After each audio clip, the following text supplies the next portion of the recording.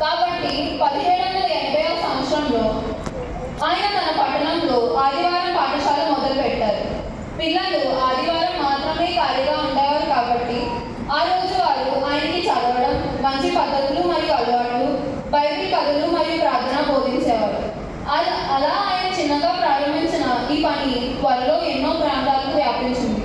ఈ వినయపూర్వక సేవకుడి పని నేడు ప్రపంచమంతటా కోట్లాది పిల్లలకు ఆశీర్వాదమైంది. ఆయన ప్రారంభించిన ఆదివారం పాఠశాల వేలాది పిల్లలను దేవుని జ్ఞానంలో ఎదిగించే స్థలాలయ్యారు.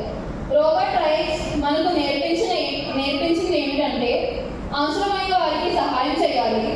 దేవుడు చిన్న ఆలోచన ద్వారా కూడా గొప్ప కార్యాలు చేయగలడు.